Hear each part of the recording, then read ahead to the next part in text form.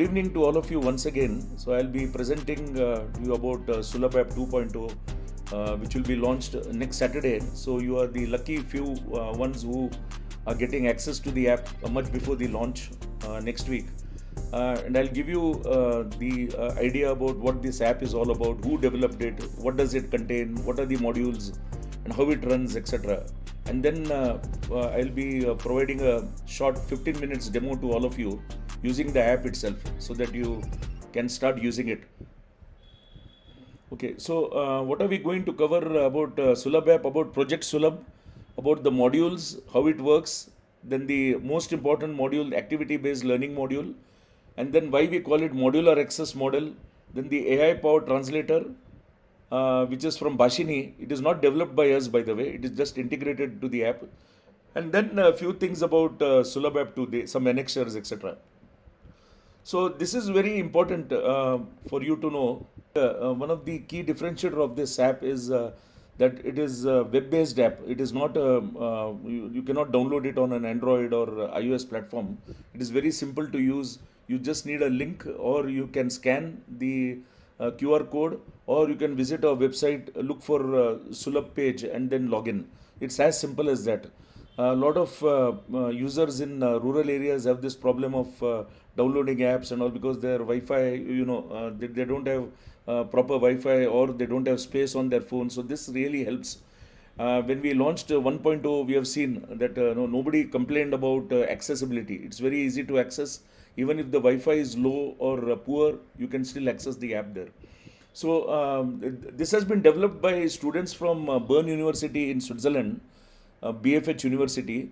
The previous version was developed by three students. Now we have two new students who have developed this app. It was launched on, the first version was launched on 15 June 2024, almost a year ago, at the same school, GMPS Satanuru of Shweta ma'am, which is in Kanakpura Taluk, about 70 kilometers from Bangalore. And now this app is now designed for students from third grade or third standard onwards. And it can go to any class. It can be 11th, 12th, or even college students can also use the app in rural government schools or in colleges. As I mentioned, it's a web app, and it can be used on laptop, desktop, tablets, or smartphones. Most of them use it on smartphone. We have an activity-based learning module, which is a visual learning tool. I think some of you have already started accessing the app, so you have seen how it looks. There's a lot of images, pictures, more interactive kind of content, quiz type of questions. And we'll have subjects like spoken English, financial literacy, general knowledge, which is already included. And in future, we may add math, science, and many more subjects. It can be endless. There's no end to the number of subjects we can add. The other important thing is we have an AI-powered translator built into the app. I'll show a demo of that too, that you can speak in the local language like Kannada, Marathi, or Telugu, and then you can get the output in English, either text or in speech. The first version, Sulabh app first version, has benefited more than 70 government schools across three states, Karnataka, Maharashtra, and Telangana. I think today the representation is from these three states. We have Karnataka, Maharashtra, and Telangana people who have joined today in this call. Most importantly, I didn't tell you about the full form of Sulabh. It has got a full form. It is called Sharda Universal Learning Application for Bharat. And Sulabh, in most of the languages, it means easy or simple. In Sanskrit also, it's called Sulabh. In Kannada also, it is called Sulabha. In Telugu also, I think. In Marathi also, they say Sulabh. So it is derived from Sanskrit word called Sulabh. And down you will see that how you can log in, either through the link, or you can go to our website and then log in, or simply go to the QR code and log into the app. Okay, now what is Project Sulabh? So why we are having this meeting is to discuss Project Sulabh only, where we identify government schools for the project, which have students from 3rd to 10th grade. And we identify one or two user champions from that school, or it could be from the NGO. Like in case of Jignasa Trust, we have user champions coming from the NGO. And in case of Telangana, we have our two young user champions, Alikya and Akshaya, will be user champions for schools around Hyderabad. These user champions will have to attend a orientation session or training on Solar App, which is happening today, the first batch. And once you attend, you'll have to complete at least one course, get certified, so that you know the entire process all by yourself. And if there are any doubts, any questions coming from the school or from the students or the users, you can address them directly. What you have to do next is you have to then form a team. You also have to encourage teachers from that school, or maybe some students who have smartphone. There are very few students who will have smartphone in the rural areas, but you should encourage them and ask them to take the lead, and also ask them to complete the course or the curriculum. We are calling it curriculum for this version, not a course, because it's little different compared to the first version, and ask them to get certified. So then the next stage is to go to the next level of students, maybe from third grade to whatever grade the school has.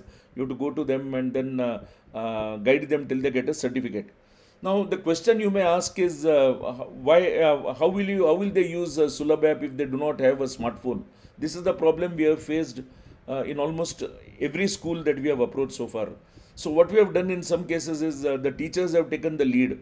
In some cases, they have tablets which have been donated to the school by some CSR organizations or NGOs. They use the tablet, or they use desktop computers, or they use laptops which are available in the school if they have. Or in many cases, what Shweta ma'am has done is she asked the students to bring their parents' phone on Saturday afternoon. Saturday is a half day, so after the school gets over, she takes about an hour session for them after the school hours, taking permission from the parents, and that is how they have used. So there are various means to address this challenge. Rather than saying, there is no smartphone with the kids, let's not do it. I think we should find a way to circumvent this problem or this challenge. Now you are getting a feel of Sulabh app now. Some of you have not seen it already. So on the left side, you see it's a user login page, and the next one is the landing page. Once you log in, you come into the landing page. So you have two modules there, which come as part of Sulabh app 2.0: activity-based learning and AI-powered translator. The third one is nothing but the first version. So we have included that in the new app, so that you don't have to log in again and again for a different or to go back to the previous one. And the previous version of the app, Sulabh app 1.0, is more teacher friendly, I would say, more than student friendly. A lot of teachers have made use of this app to subsequently help their students in the classroom, as I mentioned in the previous slide. So, activity-based learning module, as I mentioned, is more about activities. There are quiz type of questions with images, multiple choice questions, and I'm sure they will enjoy doing it. And in the process, also learn the subject like English or financial literacy, general knowledge, or in the future maths or science. The AI-powered translator is nothing but a Bhashini app which we have integrated with this one. We have not developed it. I repeat, we have not developed this. It has come from Bhashini, which is a Government of India initiative to help people from different states, to interact with each other. So it's a large language model as they call it. I'll go to the next slide. Now you will see it's a very busy slide here. There are a lot of things, a lot of figures, a lot of screens that are coming here. You don't have to worry, because all this is the admin's headache. So you don't have to fear about these things. Like how activities, they become a curriculum, which is a course, they become a cohort. Cohort is a batch, by the way. A batch of students is called a cohort. And then how do we create users, and how do we map users? So users map to cohort, to curriculum, to activities. So it's a big process which an admin has to do. So you don't have to worry about it. All that you have to do is you have to give inputs from your side to the admin to create users, and then what kind of curriculum you need, and what kind of cohort, or which students should go into which cohort. And of course the activities are already predefined, but you can always suggest, if there are some new ideas or any suggestions you have, you can always do that. So activities, they cover a lot of topics. In fact, you will see that later. And each activity is about 10 to 15 multiple choice questions. And importantly, there are hints. So hint is given because we are not trying to really test their knowledge. It's more about learning. So hints are given to help the student to answer the question. And activities are graded by level. So we have level 1 to level 5. So level 5 is for those who are in ninth, 10th, or even 11th or 12th. It's not for the younger kids. So the younger kids like grade 3 or third standard will start from level 1. It goes higher based on their grade. I'll show you later in the later slide. The activities are then mapped to the curriculum or the course, and the curriculum will start from basic level and can go to the expert level. Okay, a cohort, as I mentioned, is a batch of students from a particular school, or it could be the grade. And the plural of curriculum is curricula. So that curricula, they are mapped to a cohort based on school's requirement. And the users are students, and then importantly teachers.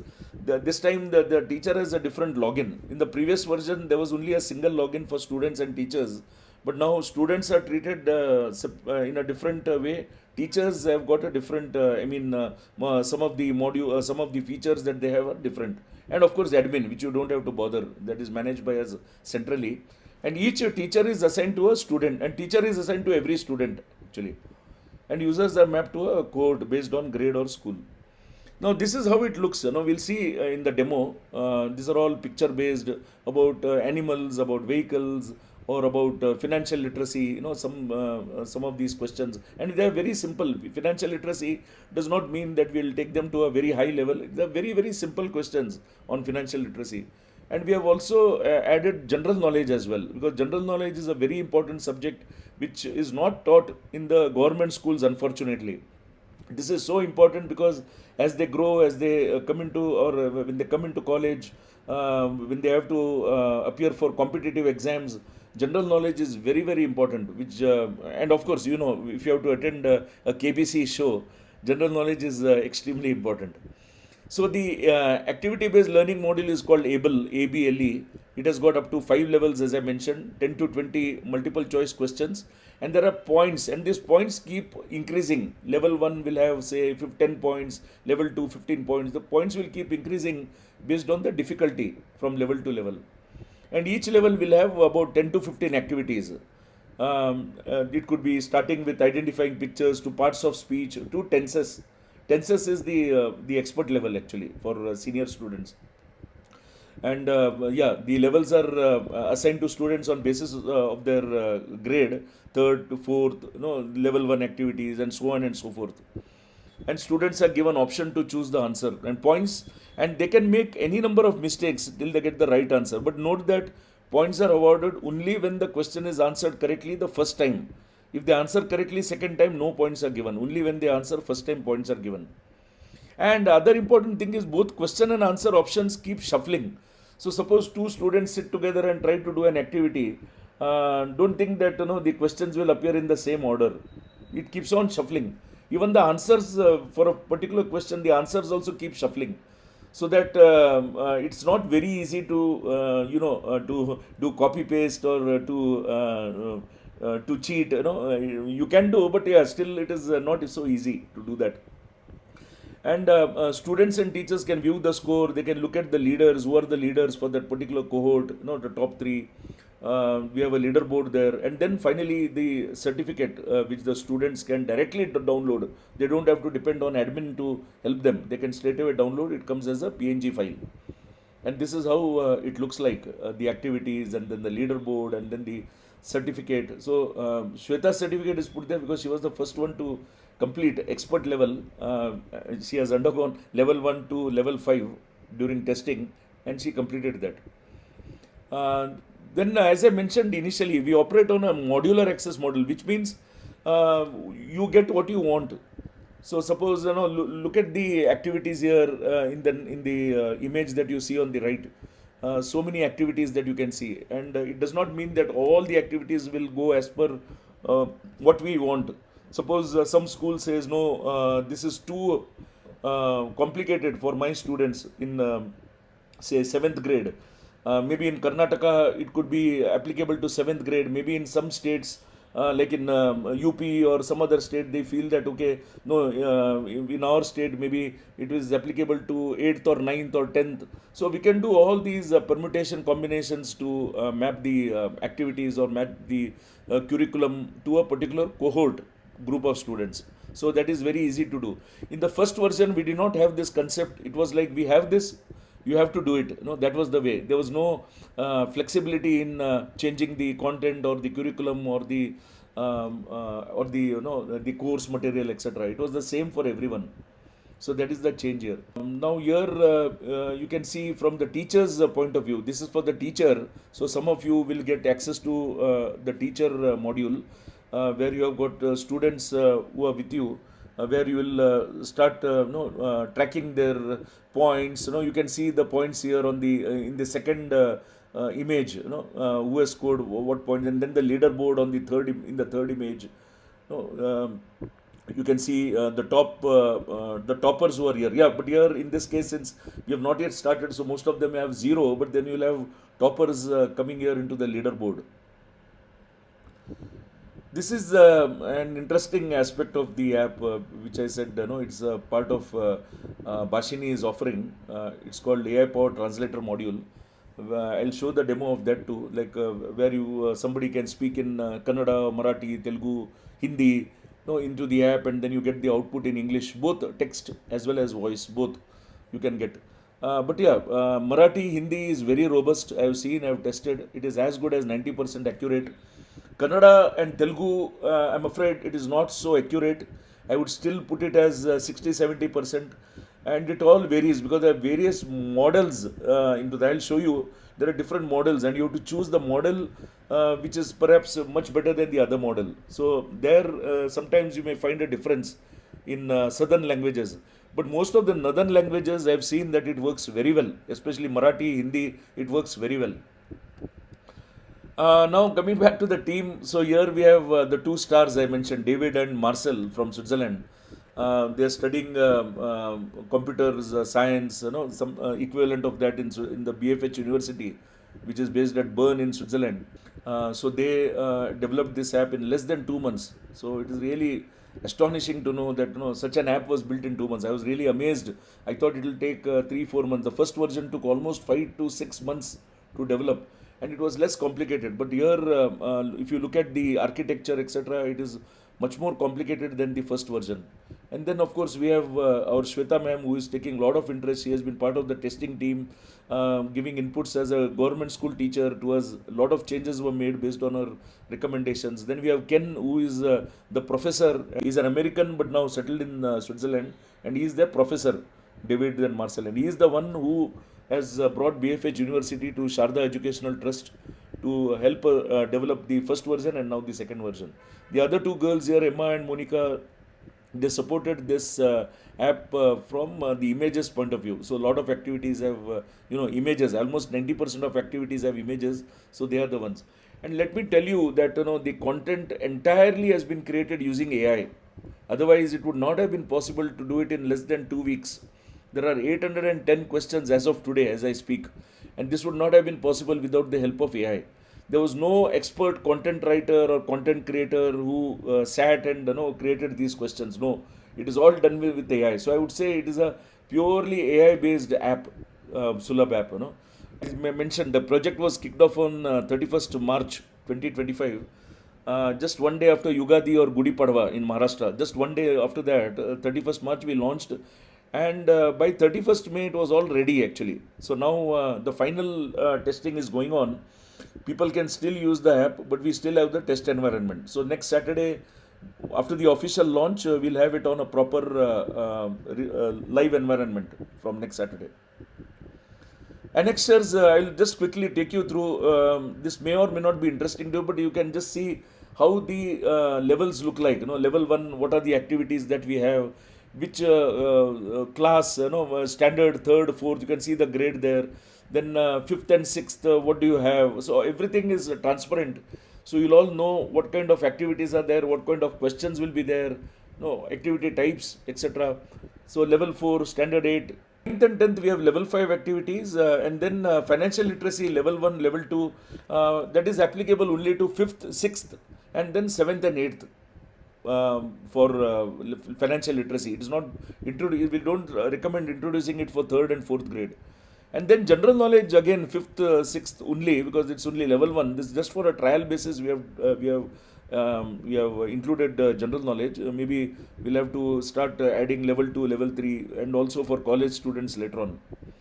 And as I mentioned, basic level maths and science for government school students could also be part of this app going forward. And many more like soft skills can also be added for college students later on.